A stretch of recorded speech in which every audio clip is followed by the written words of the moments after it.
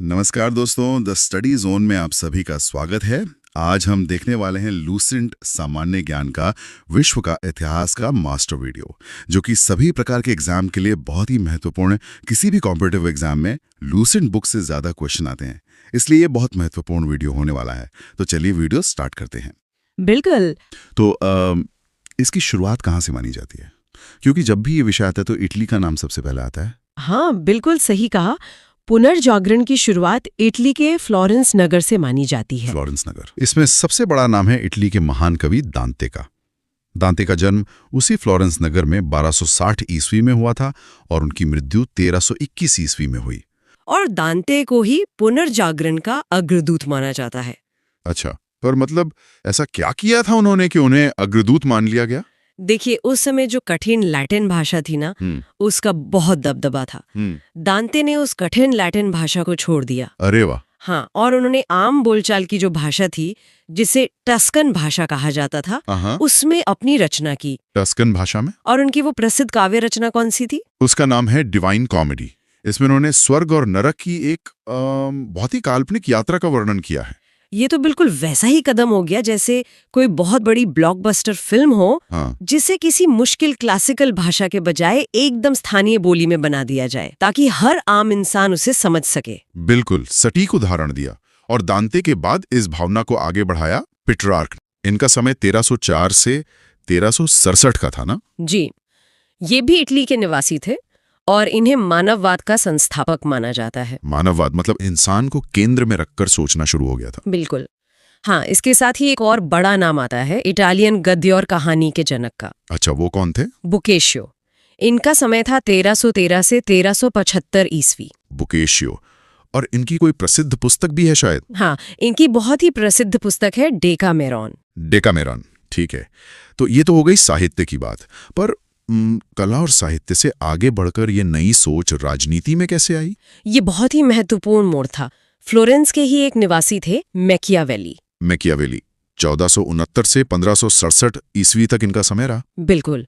इन्हें आधुनिक विश्व का प्रथम राजनैतिक चिंतक माना जाता है। आधुनिक राजनीतिक दर्शन के जनक भी कहे जाते हैं ये। जी, और इनकी जो प्रसिद्ध पुस्तक है द प्रिंस, वो राज्य का एक बिल्कुल नवीन चित्र प्रस्तुत करती है। पर यहाँ मुझे एक बात थोड़ी अजीब लगती है। मतलब एक सवाल है मेरा। हाँ, पूछिए। एक तरफ इटली में द प्रिंस जैसी राजनीतिक और यथार्थवादी किताब लिखी जा रही थी और दूसरी तरफ चित्रकला अपने एकदम चरम पर थी। हाँ, ये सच है।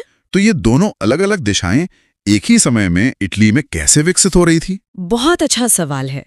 असल में ये कला का भी स्वर्ण युग था। इटली में उस समय 3 महान कलाकार हुए जिन्होंने कला को एकदम चरम पर पहुंचा दिया। उन 3 महान कलाकारों में सबसे पहला नाम तो लियोनार्डो दा विंची का ही आता होगा। बिल्कुल। वो तो एक बहुमुखी प्रतिभा के धनी थे। मतलब वो सिर्फ चित्रकार नहीं थे। हाँ, वो तो मूर्तिकार भी थे, इंजीनियर, वैज्ञानिक, दार्शनिक, कवि और गायक भी थे। सोचिए, एक ही इंसान में इतने सारे गुण, और उनके अमर चित्र तो आज भी दुनिया भर में मशहूर हैं। द लास्ट सपर और मोनालिसा की बात कर रही है ना? जी हाँ, बिल्कुल। और इनके बाद जो दूसरा बड़ा नाम है वो है माइकल एंजेलो का। माइकल एंजेलो ये भी बहुत अद्भुत मूर्तिकार और चित्रकार थे। हाँ, इनकी कृतियों में द लास्ट जजमेंट और द फॉल ऑफ मैन बहुत प्रमुख हैं। और मैंने सुना है कि इन्होंने किसी गिरजाघर की छत पर भी चित्र बनाए थे। बिल्कुल सही। सिस्तान के गिरजाघर की छत के जो मशहूर चित्र हैं वो माइकल एंजेलो ने ही बनाए थे। क्या बात है। और तीसरे महान कलाकार कौन थे? वो थे रैफेल। इनकी जो सर्वश्रेष्ठ कृति मानी जाती है वो है जीसस क्राइस्ट की माता मेडोना का चित्र। मेडोना का चित्र। लेकिन क्या चित्रकला की शुरुआत इन्हीं लोगों ने की थी? नहीं, चित्रकला का जनक किसी और को माना जाता है। पुनर्जागरण काल में चित्रकला का जनक जियाटो को माना जाता है। अच्छा, जियाटो को। तो ये सब तो इटली की बात हो गई, पर इटली से निकलकर ये पुनर्जागरण इंग्लैंड, हॉलैंड और जर्मनी में कैसे फैला? यह फैलाव बहुत तेजी से हुआ। इंग्लैंड में साहित्य के क्षेत्र में फ्रांसीसी बेकन का नाम आता है, जो कि सर्वश्रेष्ठ निबंधकार माने जाते हैं। जी। इसके अलावा इंग्लैंड के ही टॉमस मूर ने एक पुस्तक लिखी, यूटोपिया, जिसमें उन्होंने एक आदर्श समाज का चित्र प्रस्तुत किया था। बिल्कुल।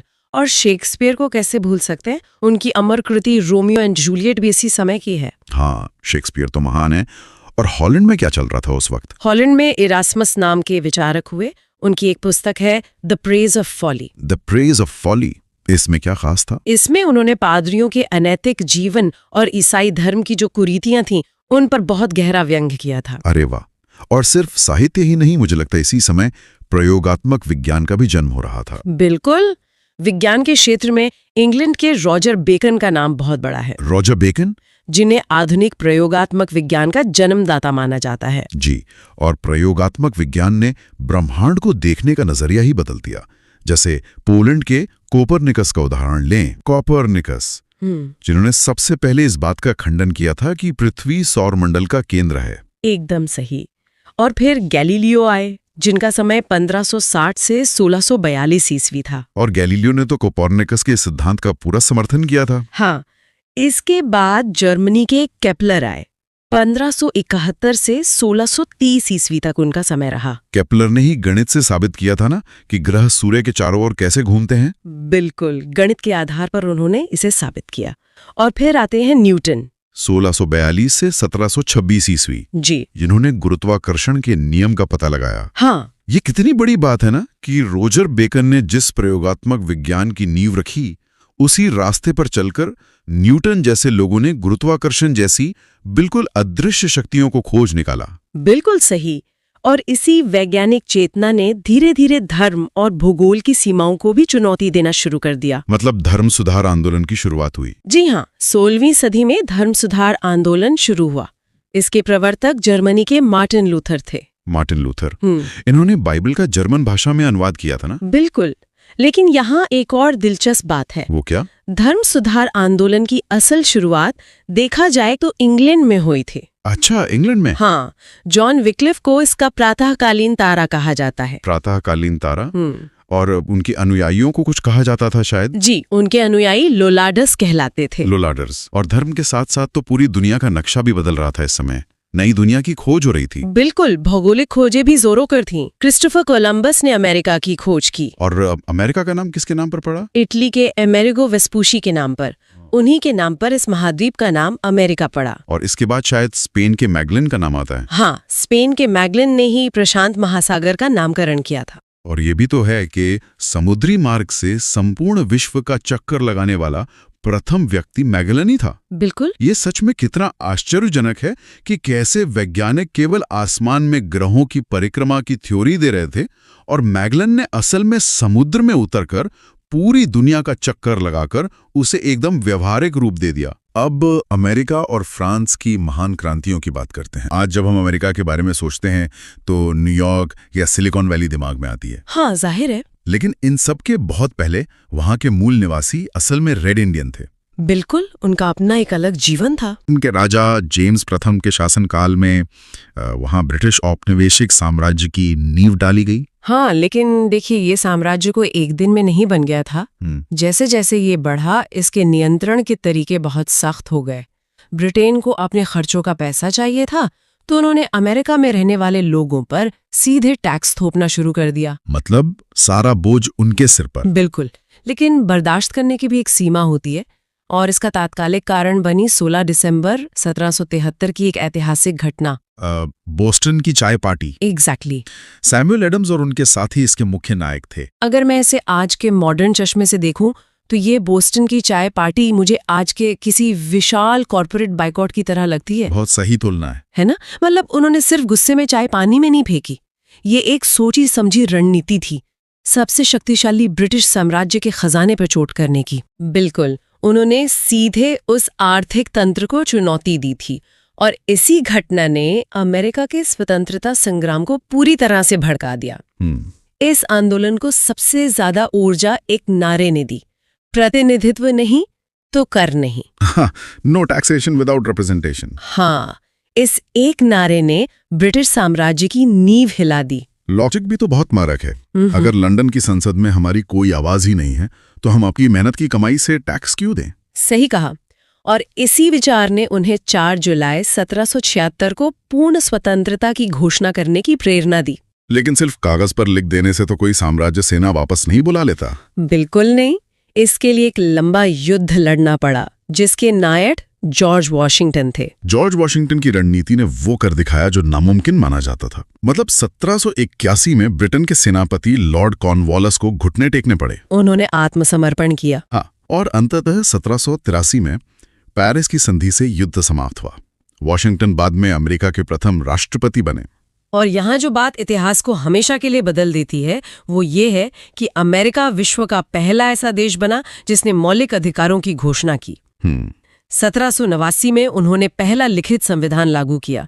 अमेरिका आधुनिक गणतंत्र की जननी और पहला धर्मनिरपेक्ष राज्य बना। और मुझे लगता है कि बेंजामिन फ्रैंकलिन द्वारा स्थापित अमेरिका फिलोसॉफिकल सोसाइटी जैसी संस्थाओं ने इस वैचारिक जमीन को तैयार करने में बहुत मदद की। हाँ, तर्क और वैज्ञानिक सोच को काफी बढ़ावा मिला। लेकिन यहाँ मुझे एक बहुत बड़ा विरोधाभास नजर आता है।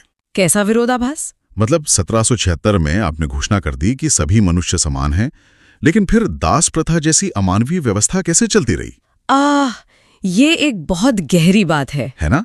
समानता को असलियत में लागू करने के लिए उन्हें 1863 तक का इंतजार क्यों करना पड़ा? और इसके लिए इतना खूनी गृह युद्ध क्यों झेलना पड़ा? ये सवाल अमेरिकी इतिहास की सबसे कड़वी सच्चाई को उजागर करता है। सिद्धांत और असलियत में बहुत गहरी खाई थी। देखिए, अमेरिका 2 हिस्सों में बटा था। दक्षिणी राज्य पूरी तरह कपास की खेती और दास्ता पर टिके थे और उत्तरी राज्य इसके विरोधी थे। तो मतलब अर्थव्यवस्था का टकराव था। बिल्कुल। 1808 में बाहर से दासों का आयात अवैध घोषित हुआ था, लेकिन जो पहले से वहां थे उनकी स्थिति नहीं बदली। और फिर 1860 में अब्राहम लिंकन राष्ट्रपति बने। हाँ, लिंकन के विचार स्पष्ट थे और दक्षिणी राज्यों को लगा कि अब उनकी अर्थव्यवस्था नहीं बचेगी। और 12 अप्रैल 1861 को दक्षिणी कैरोलिना से गृह युद्ध शुरू हो गया। बिल्कुल, ये समानता के वादे को बचाने की एक आर पार की जंग थी। और इसी मारकाट के बीच 1 जनवरी 1863 को लिंकन ने दास प्रथा का पूरी तरह उन्मूलन कर दिया। सही कहा। और इसी दौरान उन्होंने प्रजातंत्र की वो महान परिभाषा दी, प्रजातंत्र जनता का, जनता के द्वारा और जनता के लिए शासन है। आज भी गूंजती है लाइन। इसकी कीमत बहुत भारी थी।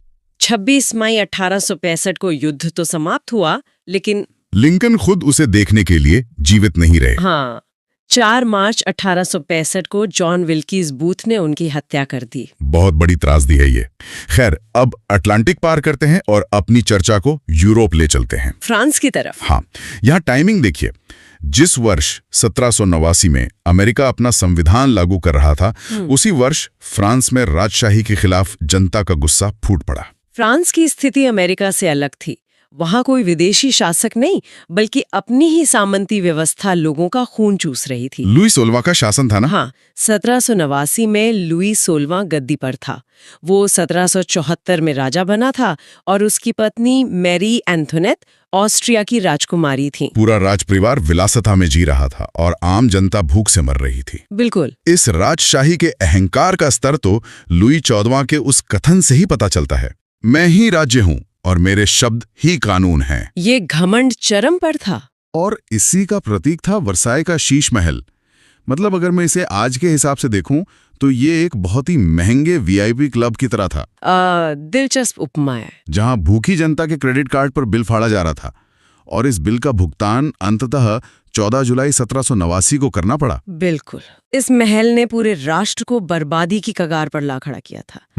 इसीलिए वर्साय के राज दरबार को राष्ट्र की समाधि कहा गया है। जनता पर टैले नामक एक बहुत कठोर भूमि कर थोपा गया था। हाँ। इसी हताशा का परिणाम था 14 जुलाई 1789 की वो घटना, जब बास्तील के कारागार को तोड़ दिया गया। एग्जैक्टली। बास्तील राजा के डर का प्रतीक था। उसका टूटना सदियों पुराने खौफ का टूटना था।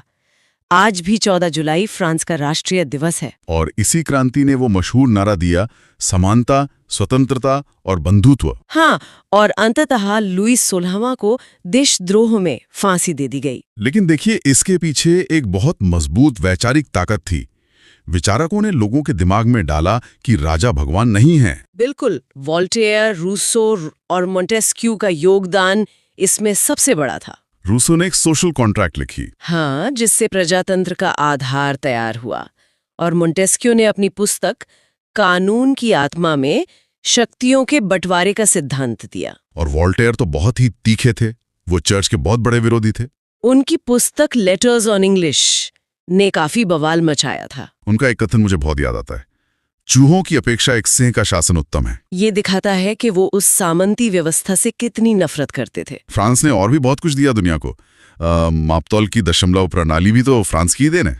बिल्कुल, और हर्डर जैसे विचारक भी उभरे जिन्हें सांस्कृतिक राष्ट्रीयता का जनक कहा जाता है। लेकिन जब इतनी बड़ी क्रांति होती है तो एक बहुत बड़ा पावर वैक्यूम या शक्ति का शून्य पैदा हो जाता है। और फ्रांस में उस मौके का फायदा उठाने के लिए नेपोलियन बोनापार्ट आगे आया, एक ऐसा सैन्य जीनियस जिसने पूरे यूरोप का नक्शा बदल दिया। उसका जन्म 15 अगस्त 1769 कोर्सिका द्वीप पर हुआ था। उसके पिता कार्लो बोनापार्ट थे। यहाँ एक बहुत बड़ा विरोधाभास है। नेपोलियन ने जीवन भर ब्रिटेन से लड़ाई की और उसे बनियों का देश कहा। हाँ, लेकिन उसने मिलिट्री की शिक्षा कहाँ ली थी? ब्रिटेन की सैनिक अकादमी में। ये इतिहास की बहुत गहरी विडंबना है।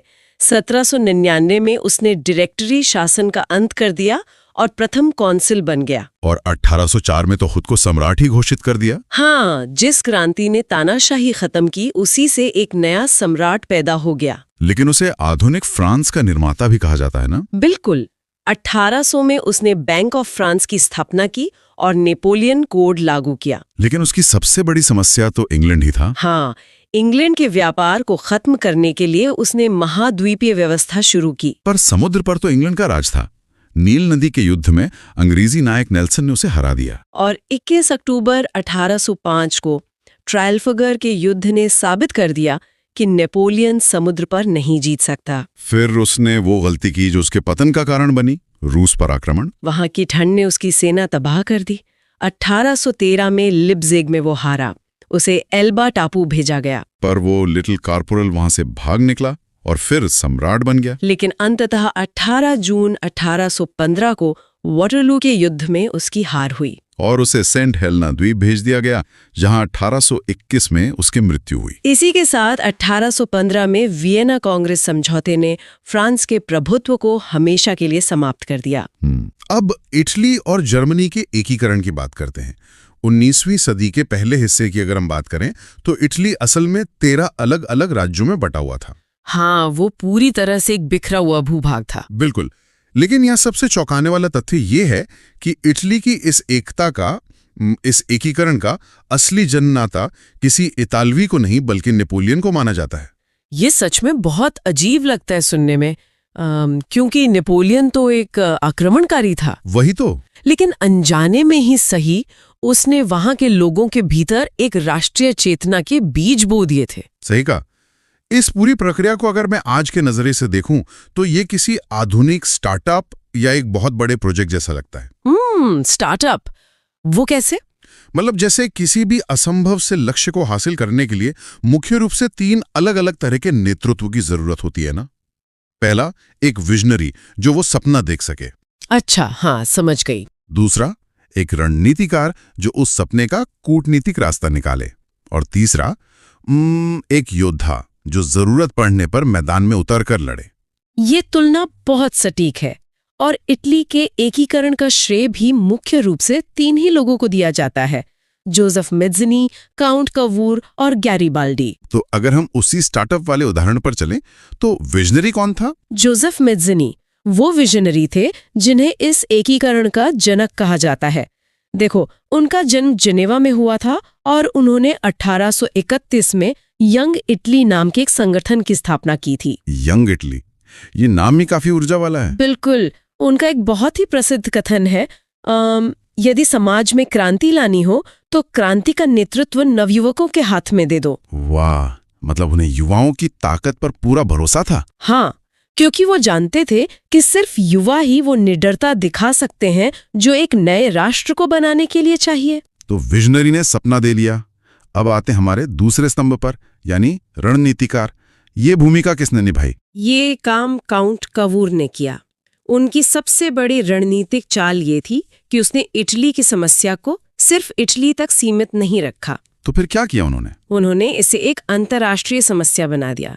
दुनिया की दूसरी बड़ी ताकतों को इसमें उलझा दिया। और इसी कूटनीति का नतीजा था कि 1871 में एकीकरण पूरा हो सका। ये तो बहुत बड़ा दांव था। अच्छा, अगर कूटनीति से काम बन रहा था तो फिर तीसरे स्तंभ यानी योद्धा की जरूरत कहां पड़ी? क्योंकि जमीनी लड़ाई के बिना कूटनीति सफल नहीं होती। गैरीबाल्डी को इटली के एकीकरण की तलवार कहा जाता है। योद्धा है तो उसकी सेना भी होगी। बिल्कुल। गैरीबाल्डी ने एक सैन्य संगठन बनाया था जिसका नाम लाल कुर्ती था। लाल कुर्ती यानी रेड शर्ट्स, नाम ही काफी आक्रामक है। लेकिन ये सब लड़ किससे रहे थे? मतलब इटली के एकीकरण में सबसे बड़ा बाधक आखिर कौन था? सबसे बड़ा बाधक ऑस्ट्रिया था। ऑस्ट्रिया? हाँ, ऑस्ट्रिया का उस समय बहुत गहरा प्रभाव था और वो कभी नहीं चाहता था कि इटली एकजुट हो। तो इस विशाल दुश्मन का सामना करने के लिए उन 13 राज्यों में से किसने अगुवाई की? कोई तो आगे आया होगा। सार्डिनिया पीडमोंट राज्य ने इस पूरे अभियान की अगुवाई की और वहां के शासक थे विक्टर एमैनुएल। तो जमीनी स्तर पर एकीकरण की असल शुरुआत कैसे हुई? शुरुआत हुई लोम्बार्डी और सार्डिनिया राज्यों के मेल से। और इस दौरान एक और संगठन का जिक्र करना बहुत जरूरी है, कार्बोनरी सोसाइटी। Carbonari society? हाँ, इसकी स्थापना गिवर्टी ने की थी। ये अंदर ही अंदर काम कर रहा था। तो इन सारे संघर्षों का नतीजा कब निकला? इसके लिए 2 बहुत महत्वपूर्ण तिथियां हैं। 2 अप्रैल 1860 जिसे इटली राष्ट्र का जन्म माना जाता है, और फिर 1871 में रोम को संयुक्त इटली की राजधानी घोषित किया गया। कमाल का सफर रहा ये। अच्छा, अब यूरोप के नक्शे पर थोड़ा आगे बढ़ते हैं। जर्मनी की स्थिति भी तो उस समय इटली जैसी ही थी ना? काफी हद तक। और दिलचस्प बात यह है कि जर्मनी में भी राष्ट्रीयता का संदेशवाहक नेपोलियन बोनापार्ट ही था। ये सच में इतिहास का एक अजीब मोड़ है। मतलब दोनों देशों के एकीकरण में नेपोलियन एक कॉमन फैक्टर था। बिल्कुल। जर्मनी की पृष्ठभूमि की बात करें तो वहां का सबसे शक्तिशाली राज्य प्रशा था, जिसे हम प्रूशिया भी कहते हैं। और मुझे लगता है ऑस्ट्रिया का दखल वहां भी रहा होगा। बहुत ज्यादा। 1815 से लेकर 1850 तक जर्मन साम्राज्य पर ऑस्ट्रिया का कड़ा आधिपत्य था और वहां का चांसलर मेटरनिख था। मेटरनिख, जो किसी भी तरह के बदलाव का विरोधी था। तो क्या जर्मनी में कोई राष्ट्रीय सभा नहीं थी उस वक्त? थी ना। जर्मनी की राष्ट्रीय सभा को डाइट के नाम से जाना जाता था, जो फ्रैंकफर्ट में होती थी। और मई 1848 में इसी फ्रैंकफर्ट में एक संविधान सभा का गठन भी हुआ था। राजनीतिक स्तर पर तो ये सब हो रहा था, लेकिन वैचारिक और आर्थिक स्तर पर भी कोई नींव रख रहा होगा। हाँ, आर्थिक राष्ट्रवाद बहुत अहम था। जर्मनी के आर्थिक राष्ट्रवाद का पिता फ्रेडरिक लिस्ट को माना जाता है। और दार्शनिकों का रोल? राखे, बोमर और लेसर जैसे दार्शनिकों की भूमिका एक एकीकृत राष्ट्र के निर्माण में बहुत महत्वपूर्ण रही। तो विचार भी आगे और आर्थिक समझ भी। लेकिन इन सबको हकीकत में बदलने के लिए एक ऐसे खिलाड़ी की जरूरत थी जो राजनीतिक बिसात बिछा सके। आप बिस्मार्क की बात कर रहे हैं? बिल्कुल। मैं तो बिस्मार्क की तुलना एक ऐसे चेस मास्टर से करता हूं जिसे अच्छे से पता था कि प्रशा के नेतृत्व में ही एकीकरण संभव है। एकदम सही। बिस्मार्क से जुड़े तथ्य बहुत दिलचस्प हैं। उनका जन्म 1 अप्रैल 1815 को ब्रेंडनबर्ग में हुआ था। और वो शासक विलियम प्रथम के प्रधानमंत्री थे ना? हाँ, और 23 सितंबर 1862 को वो प्रशा के चांसलर बन गए। विलियम प्रथम ने खुद बिस्मार्क को बाजीगर कहा था। बाजीगर? मतलब वो एक साथ कई खतरनाक चालें चल रहे थे। बिल्कुल। लेकिन इस बाजीगर को भी एक चीज से बहुत डर लगता था। बिस्मार्क को सबसे अधिक भय फ्रांस से था। फ्रांस से? ऑस्ट्रिया से नहीं? ऑस्ट्रिया को तो वो रास्ते से हटाना जानता था, लेकिन उसे पता था कि असली टकराव फ्रांस से होगा। इसीलिए विलियम प्रथम के शासनकाल के 2 प्रमुख अधिकारियों, रक्षा मंत्री वान रून और सेनापति वान माल्टिक ने सेना को बहुत मजबूत बनाया, ताकि वो आने वाले बड़े युद्धों के लिए तैयार रहें। और कूटनीति की बिसात बिछने के बाद तो सिर्फ 4-5 सालों के अंतराल में ही यूरोप का पूरा नक्शा पलट गया। ऐसा ही हुआ। सबसे पहले ऑस्ट्रिया की बारी आई। 1866 में सेडोवा का युद्ध हुआ, जिसमें ऑस्ट्रिया ने प्रशा के आगे आत्मसमर्पण कर दिया। और उसके तुरंत बाद कोई संधि भी हुई थी ना? हाँ, 23 अगस्त 1866 की प्राग संधि। इसके तहत ऑस्ट्रिया जर्मन संघ से हमेशा के लिए बाहर हो गया। तो आधा काम पूरा हो गया। हाँ। अब बचा उनका सबसे बड़ा डर, फ्रांस। फ्रांस के साथ 15 जुलाई 1870 को सेडान का युद्ध हुआ।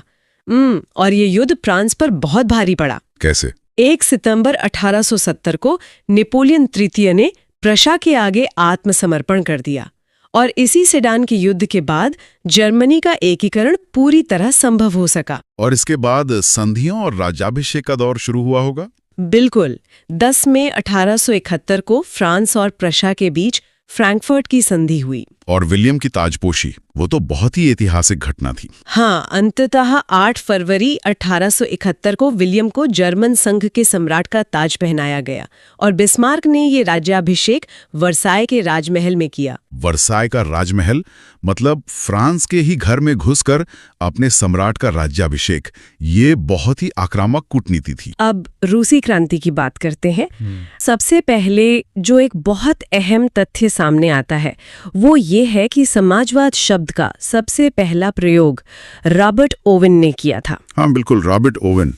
और एक बहुत ही दिलचस्प तथ्य ये है कि वे वेल्स के रहने वाले थे। अच्छा, वेल्स के? जी हाँ, वेल्स के। और देखिए, अगर हम इतिहास के पन्नों को पलटे ना तो रॉबर्ट ओवन को आदर्शवादी समाजवाद का प्रवक्ता माना जाता है। मतलब उनका नजरिया थोड़ा आदर्शवादी था। एकदम सही। उन्होंने एक आदर्श समाज की बस एक कल्पना की थी। तो अगर मैं इसे आज के परिप्रेक्ष्य में देखूं तो विचारों की ये दुनिया ना बिल्कुल एक ओपन सोर्स कोड की तरह होती है। ओपन सोर्स कोड मतलब कैसे? जैसे कोई एक व्यक्ति एक बेसिक फ्रेमवर्क तैयार करता है और फिर अलग अलग जगहों से लोग आके उसमें अपना हिस्सा जोड़ते हैं। हाँ, ये बहुत अच्छी एनालॉजी है ना? तो मेरा सवाल ये है कि अगर रॉबर्ट ओवन को आदर्शवादी समाजवाद का प्रवक्ता माना जाता है तो इस विचार को वैज्ञानिक रूप किसने दिया? मतलब ये ओपन सोर्स कोड किसने क्रैक किया? इसका बहुत ही सीधा और ऐतिहासिक जवाब है कार्ल मार्क्स। Karl Marx? बिल्कुल। कार्ल मार्क्स जर्मनी के निवासी थे और देखिए, जर्मनी के निवासी कार्ल मार्क्स ही वैज्ञानिक समाजवाद के संस्थापक थे। अच्छा, तो आदर्शवादी से वैज्ञानिक तक का सफर मार्क्स ने तय किया? उन्होंने बाकायदा इस पर बहुत गहन काम किया और तथ्य प्रस्तुत किए। मार्क्स ने 2 बहुत ही प्रसिद्ध पुस्तकें लिखी। कौन कौन सी? एक थी दास कैपिटल और दूसरी थी कम्युनिस्ट मैनिफेस्टो। ओहो, दास कैपिटल और कम्युनिस्ट मैनिफेस्टो, ये तो बहुत ही चर्चित नाम है। एकदम। और इसी संदर्भ में उन्होंने एक बहुत ही ताकतवर नारा दिया था।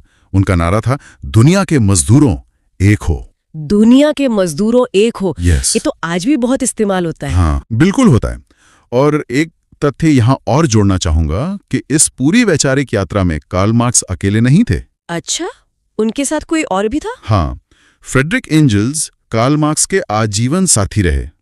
उन्होंने मार्क्स के वैज्ञानिक समाजवाद के सिद्धांतों में पूरा सहयोग दिया। तो मार्क्स और एंजल्स की ये जोड़ी थी, पर क्या ये सारी वैचारिक क्रांति सिर्फ जर्मनी तक ही सीमित थी? नहीं, बिल्कुल नहीं। ये विचार अलग अलग देशों में भी पनप रहे थे। जैसे अगर हम फ्रांस की बात करें तो फ्रांसीसी साम्यवाद का जनक सेंट साइमन को माना जाता है। Saint Simon? जी।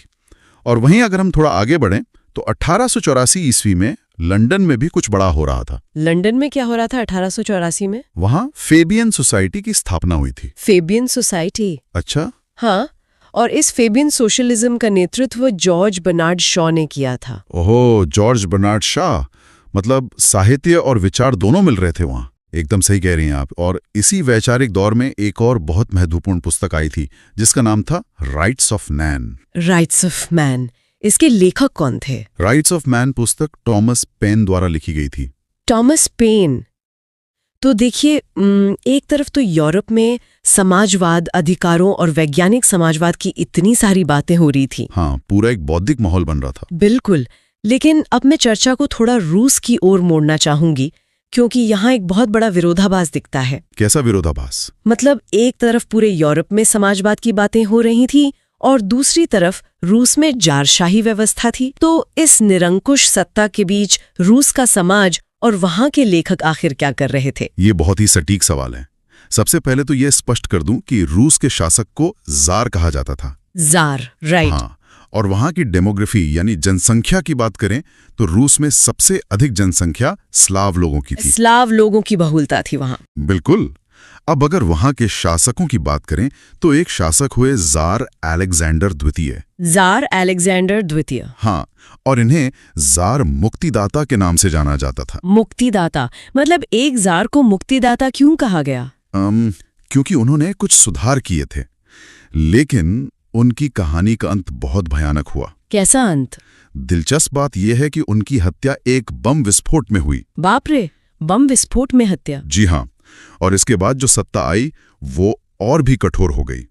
इसके बाद रूस का अंतिम जार शासक जार निकोलस द्वितीय बना। जार निकोलस द्वितीय? हाँ, और इसने तो बहुत ही कठोर नारा दिया था। क्या नारा था इसका? इसका नारा था, एक जार, एक चर्च और एक रूस। एक जार, एक चर्च और एक रूस।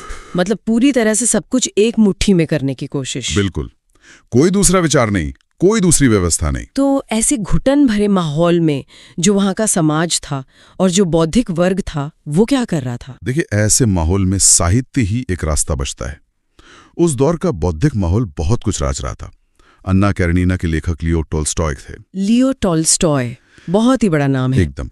और इसी निराशा और घुटन से एक नई सोच भी पैदा हुई, जिसे शून्यवाद कहते हैं। शून्यवाद, अंग्रेजी में इसे निहिलिज्म कहते हैं ना? हाँ, निहिलिज्म। और रूस में शून्यवाद का जनक तुर्गनेव को माना जाता है। तुर्गनेव जी। और साथ ही मैक्सिम गोर्की ने उस समय मदर की रचना की। मैक्सिम गोर्की की मदर। तो साहित्य तो अपना काम कर रहा था, लेकिन जब समाज में इतना असंतोष हो तो कहीं ना कहीं राजनीतिक दल भी तो बनते हैं ना? बिल्कुल बनते हैं। मुझे यहाँ ना एक कॉर्पोरेट स्प्लिट जैसी स्थिति नजर आती है। कॉर्पोरेट स्प्लिट, आप इसे कैसे देखती हैं? मतलब जैसे एक ही लक्ष्य वाले लोग होते हैं, पर वैचारिक मतभेदों के कारण वो दो गुटों में बंट जाते हैं। तो रूस में ये जो साम्यवाद का राजनीतिक संगठन था, वो कैसे आकार ले रहा था? ये एनालॉजी काफी हद तक सही है। देखिए, अगर हम रूस की बात करें तो रूसी साम्यवाद का जनक प्लेखानोव को माना जाता है। प्लेखानोव जी। और फिर 1903 ईस्वी में रूस में सोशल डेमोक्रेटिक दल की स्थापना हुई। 1903 में सोशल डेमोक्रेटिक दल। हाँ। लेकिन जैसा आपने कहा ना, कॉर्पोरेट स्प्लिट। हाँ, विभाजन हो गया। बिल्कुल, ये दल जल्द ही दो गुटों में विभाजित हो गया। वो दो गुट कौन से थे? एक था बोल्शेविक और दूसरा था मेंशेविक। बोल्शेविक और मेंशेविक। इन दोनों शब्दों का मतलब क्या है असल में? अगर हम शाब्दिक अर्थ की बात करें तो बोल्शेविक का अर्थ बहुसंख्यक होता है, यानी मेजॉरिटी। हाँ, और मेंशेविक का अर्थ अल्पसंख्यक यानी माइनॉरिटी होता है। अच्छा, तो बहुसंख्यक और अल्पसंख्यक, इन दोनों में से ज्यादा प्रभावशाली गुट कौन सा था? सबसे प्रभावशाली गुट बोल्शेविक ही था, और इस प्रभावशाली बोल्शेविक दल का नेता लेनिन था। लेनिन। अब यहाँ आकर कहानी पूरी तरह से एक नया मोड़ ले रही है। बिल्कुल ले रही है। तो अब हमारे पास लेनिन है, बोल्शेविक दल है और ज़ारशाही का शासन है।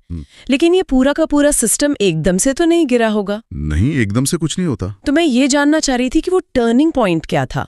मतलब वो कौन सी चिंगारी थी जिसने 1917 में ज़ारशाही को हमेशा के लिए खत्म कर दिया, और इसमें लेनिन की क्या भूमिका थी? अगर हम तथ्यों पर गौर करें तो 1917 ईस्वी में रूसी क्रांति का तात्कालिक कारण प्रथम विश्व युद्ध में रूस की पराजय थी। प्रथम विश्व युद्ध में रूस की पराजय। मतलब युद्ध ने पूरी व्यवस्था को तोड़ दिया। एकदम सही। युद्ध के वजह से जो हालात बिगड़े, उसी उथल पुथल के बीच मार्च 1917 ईस्वी में ज़ारशाही व्यवस्था अंततः समाप्त हो गई। मार्च 1917 में ज़ारशाही का अंत हो गया। हाँ, और लेनिन ने इस मौके को बहुत अच्छी तरह से समझा। प्रथम विश्व युद्ध के दौरान लेनिन ने एक बहुत ही स्पष्ट नारा दिया था। क्या नारा दिया था लेनिन ने? लेनिन का नारा था, युद्ध का अंत करो। युद्ध का अंत करो। बहुत ही सीधा और जनता की परेशानी से जुड़ा हुआ नारा था ये। बिल्कुल, जनता यही तो चाहती थी। इसके बाद 16 अप्रैल 1917 ईस्वी को लेनिन ने रूस में अपनी क्रांतिकारी योजना प्रकाशित की। 16 अप्रैल 1917 को क्रांतिकारी योजना, इसका कोई नाम था क्या? हाँ, इसे अप्रैल थीसिस के नाम से जाना जाता है। April thesis? जी। और इसी अप्रैल थीसिस की योजना और लेनिन के मजबूत नेतृत्व के बल पर ही 7 नवंबर 1917 ईस्वी की बोल्शेविक क्रांति हुई। 7 नवंबर 1917 को? हाँ, और इस क्रांति का मुख्य नेता निर्विवाद रूप से लेनिन ही था। तो लेनिन के नेतृत्व में क्रांति हो गई और सत्ता हाथ में आ गई। पर यहाँ मुझे एक बात हैरान करती है। क्या बात? देखिए, क्रांति करना एक बात है, लेकिन सत्ता चलाना बिल्कुल दूसरी बात होती है। हाँ, ये तो है। तो नारों और सिद्धांतों से निकलकर लेनिन और उनके साथियों ने व्यावहारिक रूप से देश को कैसे नियंत्रित किया? मतलब नई सत्ता के औजार क्या थे? ये बहुत ही महत्वपूर्ण सवाल है, क्योंकि सत्ता में आते ही आपको उसे बचाना होता है। सत्ता को मजबूत करने के लिए लेनिन ने सबसे पहले चेका नाम के संगठन का निर्माण किया। चेका? ये चेका क्या था असल में? ये एक बहुत ही ताकतवर खुफिया संगठन था। अच्छा, तो आंतरिक नियंत्रण के लिए चेका बना लिया। बिल्कुल, और सिर्फ आंतरिक ही नहीं, सैन्य मोर्चे पर भी काम करना था। सैन्य मोर्चे पर ट्रॉट्स्की ने लाल सेना का संगठन किया। ट्रॉट्स्की ने? हाँ। और लाल सेना यानी रेड आर्मी। राइट, हाँ। और यहाँ ट्रॉट्स्की के बारे में एक तथ्य और है। ट्रॉट्स्की ही वो व्यक्ति था जो स्थायी क्रांति के सिद्धांत का प्रवर्तक था। स्थायी क्रांति, जिसे परमानेंट रेवोल्यूशन कहते हैं। जी, एकदम सही। तो चेका हो गया, लाल सेना हो गए, लेकिन कोई भी देश सिर्फ सेना और खुफिया पुलिस से तो नहीं चलता ना। नहीं। अर्थव्यवस्था का क्या हुआ? अर्थव्यवस्था पूरी तरह से चरमरा चुकी थी। इसीलिए आर्थिक मोर्चे पर 1921 ईस्वी में लेनिन ने रूस में नई आर्थिक नीति लागू की। 1921 में, हाँ, न्यू इकोनॉमिक पॉलिसी या एनईपी। जी। इसे लागू करना लेनिन की बहुत बड़ी मजबूरी भी थी और जरूरत भी। तो लेनिन ने ये नीतियां लागू कर दो। हाँ, लेकिन लेनिन इसे ज्यादा समय तक देख नहीं पाए। 1924 ईस्वी में लेनिन की मृत्यु हो गई और लेनिन के बाद जो व्यवस्था बनी उसमें एक नया दौर शुरू हुआ। आधुनिक रूस का निर्माता स्टालिन को माना जाता है। अब औद्योगिक क्रांति, इंग्लैंड के राजनीतिक संघर्ष और प्रथम विश्व युद्ध की बात करते हैं। अगर हम इतिहास में थोड़ा पीछे जाएं तो ये देखना सच में काफी हैरान करने वाला है कि मतलब इंग्लैंड जैसा एक छोटा सा देश अचानक पूरी दुनिया की आर्थिक और औद्योगिक धुरी बन गया। हाँ, बिल्कुल। और ये कोई जादू नहीं था। ये एक पूरी सोची समझी प्रक्रिया थी जिसकी शुरुआत औद्योगिक क्रांति से हुई थी। सही बात है, लेकिन एक बड़ा सवाल ये आता है कि ये क्रांति इंग्लैंड में ही क्यों भड़की? मतलब किसी और यूरोपियन देश या एशिया में क्यों नहीं हुई? देखा जाए तो इसका सीधा सा जवाब उन उपनिवेशों में है जो इंग्लैंड में दुनिया भर में बसा रखे थे। इन कॉलोनी से इंग्लैंड को दो सबसे अहम चीजें मिल रही थी। एक तो असीमित और सस्ता कच्चा माल और दूसरा अपार पूंजी। चलिए इसे समझते हैं। अगर हम 1733 से 1776 के बीच कपड़ा उद्योग के आविष्कारों को देखें तो ये बिल्कुल एक टेक्नोलॉजिकल डोमिनो इफेक्ट की तरह लगता है, जैसे आजकल स्मार्टफोन का विकास होता है। हाँ, बिल्कुल सही एनालॉजी है। यानी जब एक नया तेज प्रोसेसर बनता है तो उसके लिए एक नई बैटरी चाहिए होती है और फिर नया सॉफ्टवेयर। मतलब एक आविष्कार दूसरे को जरूरी बना देता है। और 18वीं सदी में इंग्लैंड में ठीक यही हो रहा था। बिल्कुल। क्रांति की सबसे पहली लहर सूती कपड़ा उद्योग में ही आई थी।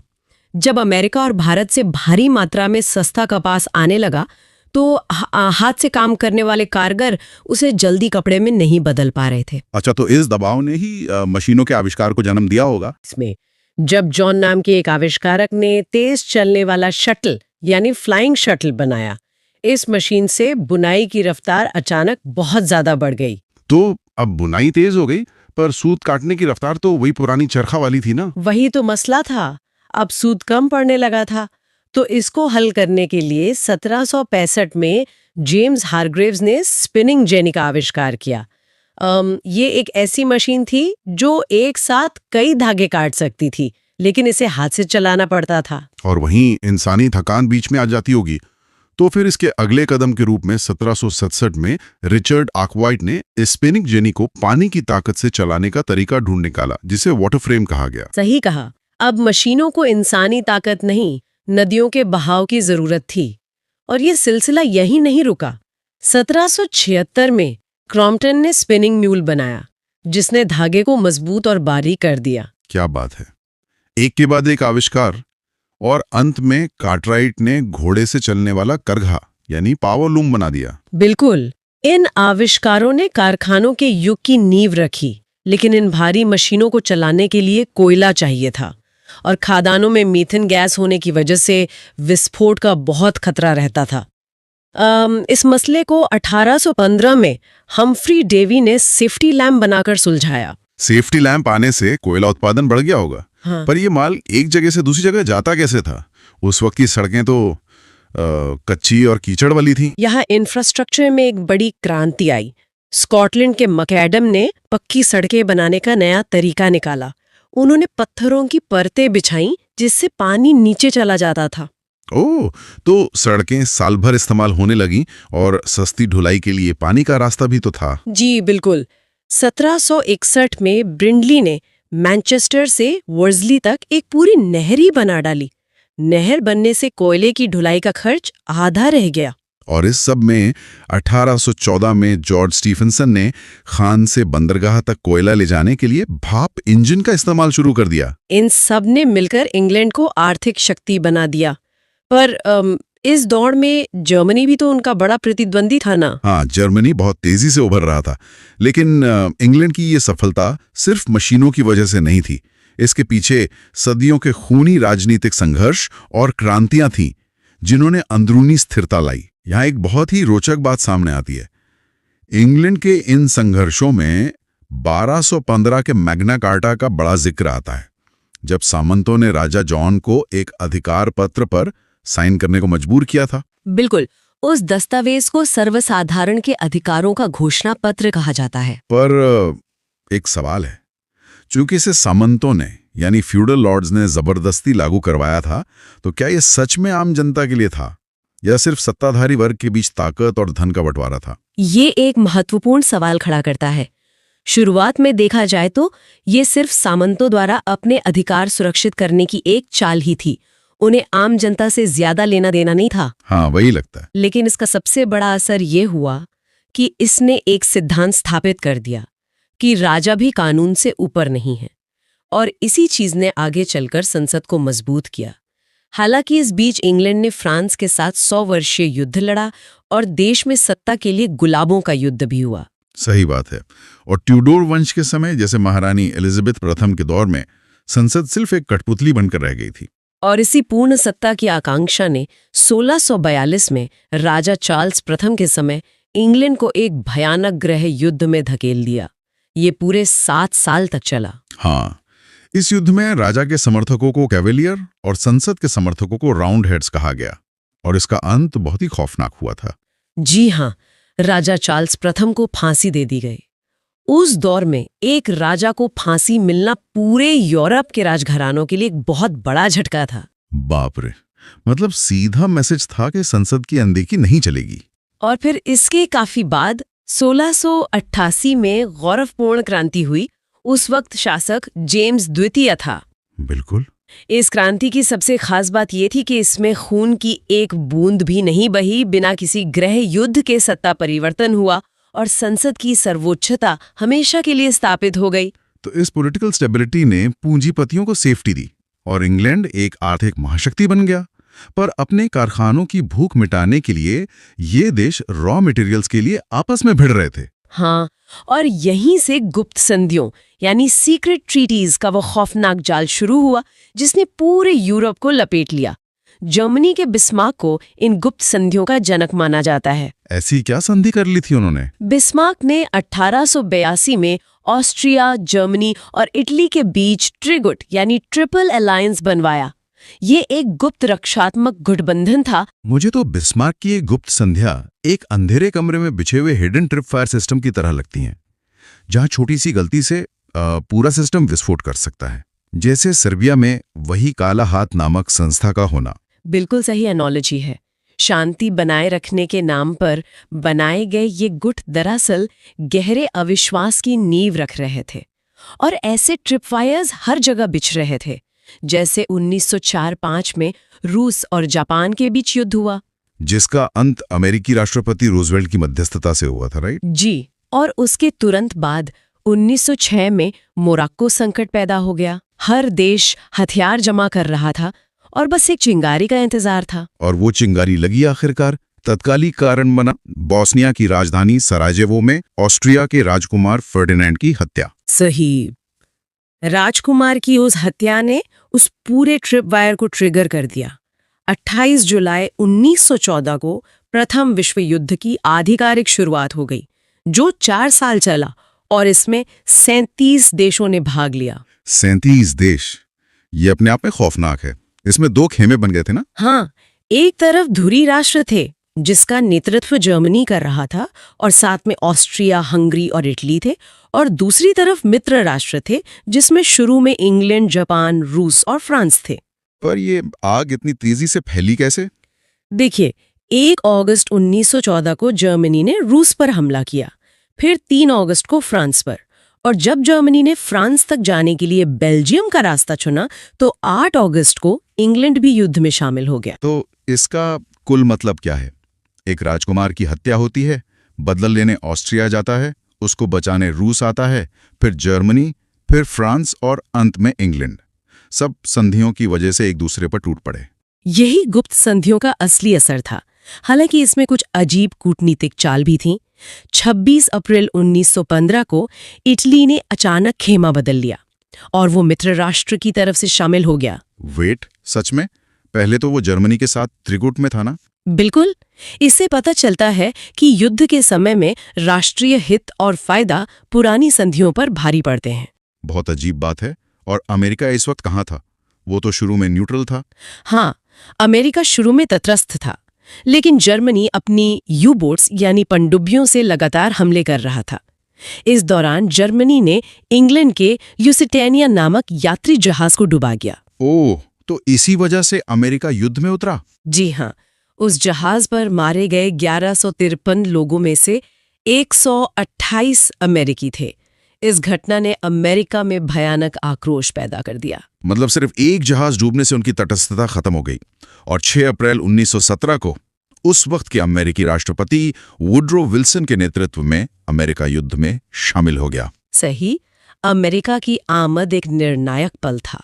उसकी ताकत ने पासा पलट दिया और आखिरकार 11 नवंबर 1918 को यह भयानक विश्व युद्ध समाप्त हुआ। युद्ध के मैदान में तो बातें खत्म हुई, पर कूटनीति अभी शुरू होनी थी। 18 जून 1919 को पेरिस शांति सम्मेलन हुआ था। इसका क्या असर रहा? इस सम्मेलन में 27 देशों ने भाग तो लिया, लेकिन शर्तें केवल 3 देशों ने तय की। अमेरिकी राष्ट्रपति वुड्रो विल्सन, ब्रिटेन के प्रधानमंत्री लॉयड जॉर्ज और फ्रांस के प्रधानमंत्री जॉर्ज क्लेमेंसो। इन्हें बिग 3 कहा गया। एक ऐसा शांति सम्मेलन था जिसमें नाम शांति था, पर असल में दुनिया के सबसे विनाशकारी दूसरे विश्व युद्ध की नींव वहीं रखी जा रही थी। अगर हम इसे बड़े परिप्रेक्ष्य में देखें तो 28 जून 1919 को जर्मनी के साथ जो वर्साइल्स की संधि हुई, वो इतिहास की सबसे बड़ी भूल थी। इन 3 देशों ने मिलकर हारे हुए जर्मनी पर एक तरफा और अपमानजनक शर्तें थोप दी। हाँ, जर्मनी पर युद्ध के हार जाने के रूप में 6 अरब 50 करोड़ पाउंड का भारी भरकम जुर्माना लगाया गया। बिल्कुल, ये शांति का नहीं, भविष्य के प्रतिशोध का दस्तावेज था। हालांकि इसका एक बड़ा कूटनीतिक योगदान राष्ट्रसंघ यानी लीग ऑफ नेशंस की स्थापना था। लेकिन वर्साइल्स की संधि की उन्हीं कड़ी शर्तों में ही द्वितीय विश्व युद्ध का बीज बोया जा चुका था। उसने आम लोगों को अंदर से तोड़ दिया था। सही बात है। इतना बड़ा आर्थिक और राष्ट्रीय अपमान किसी भी देश के नागरिकों के लिए बर्दाश्त करना असंभव होता है। अब चीनी और तुर्की गणराज्यों की नींव की बात करते हैं। मतलब 19वीं और 20वीं सदी के उस दौर को देखें तो चीन को एशिया का मरीज कहा जाने लगा था। हाँ, और वहीं तुर्की को यूरोप का मरीज का टैग दे दिया गया था। जी, दोनों ही विशाल सभ्यताएं थीं, लेकिन उस वक्त हालत एकदम जर्जर थी। बिल्कुल। तो चीन से शुरू करते हैं। वहां खुले द्वार की नीति यानी ओपन डोर पॉलिसी लागू की गई। सही कहा। और इसका जो प्रतिपादक था ना, वो जॉन हे था। लेकिन चीन के द्वार खोलने का पूरा श्रेय ब्रिटेन को जाता है। हाँ, जो कि एक तरह से चीन की संप्रभुता पर सीधा हमला था। इसके बाद ही तो 1911 ईस्वी में वो बड़ा बदलाव आया जब मंचू राजवंश का अंत हुआ। और उसी के साथ चीनी क्रांति हुई। इस क्रांति के जो असली नायक थे वो डॉक्टर sun yat-sen थे। बिल्कुल, उन्होंने तो 1905 ईस्वी में ही तुंग मिंग दल बना लिया था ना। हाँ, जिसका एकदम स्पष्ट उद्देश्य था मंचू शासन को उखाड़ फेंकना। और इसका नतीजा ये हुआ कि 29 दिसंबर 1911 ईस्वी को क्रांतिकारियों ने sun yat-sen को अपनी सरकार का अध्यक्ष चुन लिया। क्या बात है। और वो कोविनेड लीग सोसाइटी के संस्थापक भी तो थे। जी हाँ, उन्होंने लोगों को एकजुट करने में पूरी ताकत लगा दी थी। लेकिन यहाँ सोचने वाली बात यह है कि जब कोई पुरानी इमारत ढहती है तो नई नींव कैसे रखी जाती है। क्योंकि 1911 के बाद गणतंत्र तो बना, लेकिन sun yat-sen ने युआन शीहा काय के समर्थन में अपना नेतृत्व वापस ले लिया। क्योंकि वो जानते थे कि देश को एक रखने के लिए सैन्य ताकत चाहिए, इसीलिए उन्होंने कदम पीछे खींचे। हाँ, पर वो शांत नहीं बैठे। 1912 ईस्वी में उन्होंने कुओमिंतांग पार्टी बना ली और इस पार्टी को मजबूत करने के लिए उन्होंने विदेशी मदद ली। कुओमिंतांग के पुनर्गठन के लिए माइकल बोरोदीन को बुलाया गया। अच्छा, और सेना के लिए भी तो किसी को चुनना था ना। हाँ, अपनी सेना के संगठन के लिए उन्होंने जनरल गैलन को चुना। वो एक अनुशासित ढांचा बनाना चाहते थे। और उनके विचारों की स्पष्टता उनके 3 मुख्य सिद्धांतों में भी दिखती है: राष्ट्रवाद, लोकतंत्रवाद और सामाजिक न्याय। बिल्कुल, इन्हीं ठोस सिद्धांतों की वजह से उन्हें चीन का राष्ट्रपिता कहा जाता है। लेकिन 1925 ईस्वी में डॉक्टर sun यat-sen की मृत्यु हो गई। और उसके बाद 1926 ईस्वी में कुओमिंतांग पार्टी का नेतृत्व चियांग काई शेक ने संभाल लिया। यहीं से सत्ता का संघर्ष हिंसक हो गया, क्योंकि 1921 ईस्वी में ही चीन की कम्युनिस्ट पार्टी की स्थापना हो चुकी थी। हाँ, और 1927 ईस्वी में ये साम्यवादी लोग कुओमिंतांग पार्टी से पूरी तरह अलग हो गए। और ये अलगाव बहुत भयंकर था। चियांग काई शेक ने इन साम्यवादियों का दमन करने के लिए ब्लू शर्ट आतंकवादी दल का गठन कर दिया था। बाप रे! और इसी टकराव की वजह से 1928 ईस्वी में चीन में भीषण गृह युद्ध शुरू हो गया। बिल्कुल, और इसी गृह युद्ध से माओ त्से तुंग का उदय हुआ। उनका जन्म 1893 ईस्वी में हुनान में हुआ था। उन्होंने 1925 ईस्वी में हुनान के एक विशाल किसान आंदोलन का नेतृत्व भी तो किया था। हाँ, माओ ने समझ लिया था कि असली ताकत कारखानों में नहीं बल्कि गांवों के किसानों में है। और उधर चियांग काई शेक अपनी सत्ता पहले नानकिंग में संभाल रहे थे, पर कम्युनिस्टों के दबाव में उन्हें पीछे हटना पड़ा और बाद में उन्होंने अपनी सरकार फार्मोसा में स्थापित की, जिसे आज हम ताइवान कहते हैं। और मुख्य भूमि पर साम्यवादियों का कब्जा हो गया, जिसका नतीजा ये हुआ कि 1 अक्टूबर 1949 ईस्वी को माओ त्से-तुंग के नेतृत्व में जनवादी गणराज्य यानी पीपल्स रिपब्लिक की स्थापना हुई। माओ इसके प्रथम अध्यक्ष बने और चाओ एन-लाय प्रथम प्रधानमंत्री बने। और इस नए जनवादी गणराज्य की राजधानी हुनान को बनाया गया। बिल्कुल, इस तरह एशिया का मरीज एक नए साम्यवादी गणराज्य में बदल गया। तो चलिए अब एशिया से निकलकर यूरोप की तरफ चलते हैं। यूरोप का मरीज कहे जाने वाले तुर्की में उस समय अब्दुल हमीद द्वितीय का शासन था। हाँ, जिन्होंने साम्राज्य को बचाने के लिए पान इस्लामिज्म का नारा दिया था। लेकिन जनता में असंतोष था, इसीलिए तो उनके शासनकाल में 1908 ईस्वी में युवा तुर्क आंदोलन शुरू हुआ। और तुर्की के लिए सबसे बुरा दौर प्रथम विश्व युद्ध के बाद आया। 10 अगस्त 1920 ईस्वी को तुर्की पर एक भीषण अपमानजनक संधि थोपी गई। सेवरे की संधि। बिल्कुल, ये संधि तुर्की को पूरी तरह से खत्म करने की साजिश थी। और यहीं से मुस्तफा कमाल पाशा सामने आते हैं। उन्होंने तो इस संधि को मानने से साफ इनकार कर दिया था। हाँ, कमाल पाशा, जिनका जन्म 1891 ईस्वी में सलेनिका में हुआ था, वो शुरुआत में 1889 ईस्वी में बनी एकता और प्रगति समिति के प्रभाव में थे। लेकिन एक सैन्य अधिकारी एक देश का भाग्य कैसे बदलता है? अपनी सैन्य सफलताओं से। कमाल पाशा ने सेनापति के तौर पर गल्लीपोली युद्ध में शानदार जीत दर्ज की थी, जिससे वो रातों रात नेशनल हीरो बन गए। और फिर उन्होंने एक बहुत बड़ा कदम उठाया। 1919 ईस्वी में उन्होंने सैनिक पद से इस्तीफा दे दिया। हाँ, क्योंकि वो राष्ट्रीय आंदोलन खड़ा करना चाहते थे। और उसी साल उन्होंने अखिल तुर्क कांग्रेस के प्रथम अधिवेशन की अध्यक्षता भी की। क्या रणनीतिक कदम था! और इसी का नतीजा था कि 1923 ईस्वी में तुर्की और यूनान के बीच लोजान की संधि हुई, जिसने सेवरे की संधि को पलट दिया। और फिर 23 अक्टूबर 1923 ईस्वी को तुर्की गणतंत्र की घोषणा कर दी गई। कमाल पाशा ने रिपब्लिकन पीपल्स पार्टी बनाई और वो नए गणतंत्र के पहले राष्ट्रपति बने। इसीलिए उन्हें आधुनिक तुर्की का निर्माता और अतातुर्क यानी तुर्की का पिता कहा जाता है। उन्होंने सिर्फ सत्ता नहीं बल्कि समाज का पूरा ढांचा ही बदल दिया था। हाँ, उनके सुधार बहुत तेज और कड़े थे। जैसे 3 मार्च 1924 ईस्वी को उन्होंने तुर्की से खिलाफत को हमेशा के लिए समाप्त कर दिया। ये एक बहुत बड़ा फैसला था। वो धर्म को राज्य से बिल्कुल अलग करना चाहते थे। और तुरंत बाद 20 अप्रैल 1924 ईस्वी को नए संविधान की घोषणा हो गई। इतना ही नहीं, 1924 ईस्वी में ही तुर्की को धर्मनिरपेक्ष राज्य घोषित कर दिया गया। और पश्चिमी दुनिया से जुड़ने के लिए 26 दिसंबर 1925 ईस्वी से ग्रेगोरियन कैलेंडर भी लागू कर दिया गया। बिल्कुल, ताकि यूरोप के साथ व्यापार और कूटनीति आसान हो सके। लेकिन सबसे बड़ा सामाजिक बदलाव तो पहनावे को लेकर था। 25 नवंबर 1925 ईस्वी को तुर्की में टोपी और औरतों के बुर्का पहनने पर कानूनी रूप से प्रतिबंध लगा दिया गया, क्योंकि वो पुरानी मानसिकता और पदानुक्रम को तोड़ना चाहते थे। लोगों को आधुनिक तरीके से सोचने के लिए आधुनिक दिखना भी जरूरी था। इसके अलावा भी उन्होंने कई काम किए, जैसे 1932 ईस्वी में तुर्की भाषा परिषद की स्थापना की और अर्थव्यवस्था के लिए 1933 ईस्वी में प्रथम पंचवर्षीय योजना लागू की। हाँ, और इस्तांबुल में एक मेडिकल कॉलेज की स्थापना भी शामिल है, जिसका पुराना नाम कुस्तुनतुनिया था। बिल्कुल, कुस्तुनतुनिया से इस्तांबुल का सफर और वहां मेडिकल कॉलेज खोलना एक आधुनिक और वैज्ञानिक नए गणराज्य का प्रतीक था। कमाल पाशा की मृत्यु 1938 ईस्वी में हो गई। अब इटली में फाशीवाद और जर्मनी में नाजीवाद के उदय की बात करते हैं। फाशीवाद का सबसे पहला उदय इटली में हुआ था।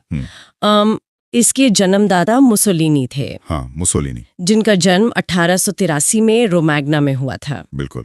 और शुरुआत में ना मिलान में इस फाशिस्टवाद दल की स्थापना हुई थी। राइट। और एक तथ्य ये भी है कि मुसोलिनी को ड्यूस पुकारा जाता था। हाँ, ड्यूस, ये फाशीवादी जो थे वो बहुत उग्र राष्ट्रवाद का समर्थन करते थे। और अगर हम इनके संगठनात्मक ढांचे की बात करें तो इनके जो स्वयंसेवक थे ना, वो काली कमीज पहनते थे। अच्छा, काली कमीज। जी। और सत्ता पर पकड़ मजबूत करने के लिए डियाज को सेना का अधिकारी नियुक्त किया गया था। डियाज को, राइट। हाँ, पर मुझे यहाँ एक बात बहुत दिलचस्प लगी। मतलब अगर हम इसे गहराई से एनालाइज करें तो ये व्यवस्था ना किसी बहुत बड़े कॉर्पोरेट ढांचे की तरह लगती है। वो कैसे? मतलब प्रशासनिक ढांचे के लिए 22 अलग अलग निगम बनाए गए थे। 22 निगम, हाँ। और एक राष्ट्रीय निगम परिषद भी थी जिसके 500 सदस्य थे। और मजे की बात देखिए कि इसका अध्यक्ष स्वयं मुसोलिनी था। बिल्कुल, सारा कंट्रोल वहीं था, है ना। और इसके अलावा 25 सदस्यों वाली एक grand council of fascist party भी थी। तो ये एकदम किसी बड़ी कंपनी के टेक ओवर जैसा लगता है जहां लाखों कर्मचारी हैं। हाँ, वो काली कमीज वाले स्वयंसेवक। राइट। और नियंत्रण के लिए 22 अलग अलग विभाग हैं, लेकिन सारी असली ताकत 25 लोगों के बोर्ड और एक अकेले सीईओ मतलब मुसोलिनी के पास सुरक्षित है। एकदम सही एनालॉजी है ये। और यहाँ जो बात सबसे ज्यादा दिलचस्प है ना, वो ये कि ये जो काली कमीज थी, ये केवल एक पहनावा या यूनिफॉर्म नहीं थी। तो फिर क्या था ये पूर्ण अनुशासन और आक्रामक राष्ट्रवाद का एक चलता फिरता प्रतीक था, एक खौफ का प्रतीक। ओहो। हाँ, और जो आपने केंद्रीकरण की बात की, मुसोलिनी ने सत्ता का इतना भारी केंद्रीकरण इसलिए किया था ताकि कोई भी फैसला, कोई भी शक्ति उसकी मुट्ठी से बाहर ना जा सके। सब कुछ अपने हाथ में रखना चाहता था वो। बिल्कुल। तो ये सब इटली में हो रहा था। पर इसी समय ना जर्मनी में एक अलग तरह की उथल पुथल चल रही थी। हाँ, जिसने एक नए दल के लिए रास्ता खोल दिया था। राइट। 10 नवंबर 1918 को जर्मन सम्राट काइजर विलियम द्वितीय ने इस्तीफा दे दिया। जी। और इसके बाद एडोल्फ हिटलर, जिनका जन्म 20 अप्रैल 1889 को वॉन में हुआ था, उन्होंने जर्मन वर्क्स पार्टी की स्थापना की। और फिर 1920 में हिटलर ने नेशनल सोशलिस्ट पार्टी यानी नाजी दल की नींव रखी। नाजी दल, हाँ। पर यहाँ मुझे बहुत हैरानी होती है। मतलब सम्राट के इस्तीफे से जो एक खालीपन या वैक्यूम पैदा हुआ, उसने इतने चरमपंथी दल को पनपने का मौका कैसे दे दिया? देखिए, अगर हम इसे बड़े परिदृश्य से जोड़कर देखें ना, तो ये समझना आसान हो जाता है। अच्छा। असल में पुरानी सत्ता यानी काइजर विलियम द्वितीय के पतन से जो गहरी अस्थिरता पैदा हुई, वही वो मूल कारण थी जिसने नाजी दल जैसे चरमपंथी विचारों को पनपने का इतना बड़ा मौका दिया। जब अस्थिरता होती है तो लोग उग्र समाधान की तरफ भागते हैं। समझ गए। तो इसी अस्थिरता का फायदा उठाकर 1933 में जब राष्ट्रपति हिंडनबर्ग थे, तब हिटलर जर्मनी का प्रधानमंत्री बन गया। बिल्कुल। और उसने आते ही एक राष्ट्र एक नेता का नारा दिया। हाँ, एक राष्ट्र एक नेता। और उसकी आत्मकथा भी तो थी, मेरा संघर्ष। हाँ, मेरा संघर्ष, जो उसकी विचारधारा का आधार थी। राइट। लेकिन मुझे जो बात बहुत खौफनाक लगी वो ये कि नाजी दल का पूरा प्रचार कार्य गोएबल्स संभालता था। गोएबल्स का प्रोपेगेंडा बहुत खतरनाक था। और 4 अप्रैल 1933 को जर्मन सुरक्षा परिषद की स्थापना हुई और शामी विरोधी मतलब यहूदी विरोधी नीति लागू कर दी गई। जी। तो अगर इस पूरे सिस्टम को देखें तो ये एक ऐसा आक्रामक मार्केटिंग और सुरक्षा अभियान था जहां केवल एक ही विचार को या कह ले एक ही ब्रांड को अस्तित्व में रहने की अनुमति थी। एकदम। और बाकी हर विरोधी विचार को उस सुरक्षा परिषद के माध्यम से कुचल दिया गया। असल में हिटलर ने ना नियंत्रण का एक पूरा त्रिकोण बना लिया था। त्रिकोण, ये कैसे काम करता था? मैं बताता हूँ। देखिए, इस त्रिकोण में उसने विचारधारा जो उसकी किताब मेरा संघर्ष से आती थी, उसका इस्तेमाल किया। दूसरा कोना था आक्रामक प्रचार जो गोएबल्स संभाल रहा था। राइट, गोएबल्स का प्रोपेगेंडा। तीसरा था राज्य की ताकत यानी जर्मन सुरक्षा परिषद। इन तीनों का इस्तेमाल करके उसने हर तरह के विरोध को खत्म कर दिया, खासकर वो यहूदी विरोधी नीतियों के माध्यम से। बिल्कुल। तो जब इतनी ताकत मिल गई तो जाहिर है कि इसके नतीजे भी बहुत बड़े होने वाले थे। आक्रामकता तो बढ़नी ही थी। हाँ, एक तरह का डोमिनो इफेक्ट शुरू हो गया था। इटली में मुसोलिनी ने अक्टूबर 1922 में रोम पर आक्रमण किया और फिर 1935 में अबिसिनिया पर आक्रमण कर दिया। और उधर जर्मनी में हिटलर भी चुप नहीं बैठा था। एकदम हिटलर ने 16 मार्च 1935 को पुनः शस्त्रीकरण की घोषणा कर दी। जी, हथियारों की होड़ फिर से शुरू हो गई। और फिर 1936 में जर्मनी, जापान और इटली के बीच वो रोम बर्लिन टोक्यो धुरी का निर्माण हुआ। ये एक बहुत बड़ा टर्निंग पॉइंट था विश्व इतिहास में। बिल्कुल। और फिर तो हिटलर का पहला शिकार ऑस्ट्रिया बना और 1 सितंबर 1939 को उसने पोलैंड पर आक्रमण कर दिया। और इसी के साथ विश्व युद्ध की शुरुआत हो गई। हाँ, और 10 जून 1939 को मुसोलिनी ने भी मित्र राष्ट्रों के विरुद्ध युद्ध की घोषणा कर दी। तो मतलब ये सोचने वाली बात है कि रोम से शुरू हुआ यह आक्रामक रवैया ऑस्ट्रिया और पोलैंड तक पहुंच गया। जी। पर मेरा सवाल यह है कि इन शक्तियों का आत्मविश्वास इतना बढ़ कैसे गया कि उन्होंने सीधे विश्व युद्ध ही छेड़ दिया? इससे ना विचार करने के लिए एक बहुत महत्वपूर्ण सवाल खड़ा होता है।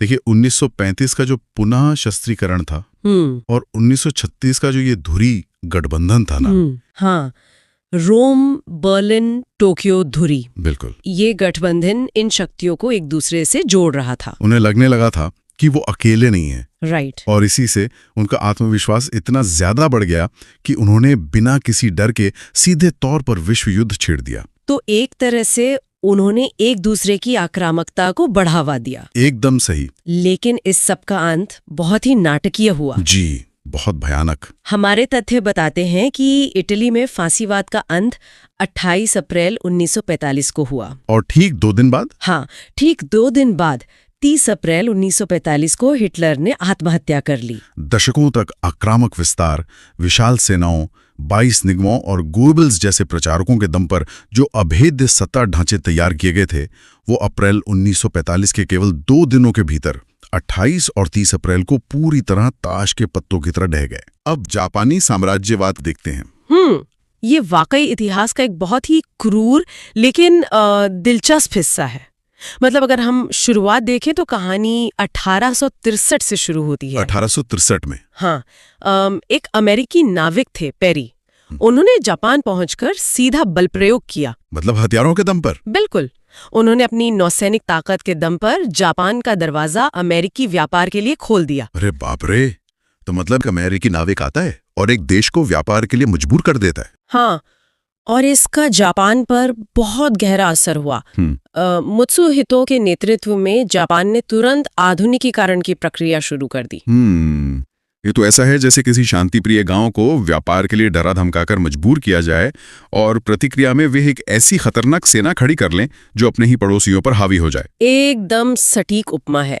और उन्होंने इस सैन्य ताकत को बहुत तेजी से बढ़ाया भी।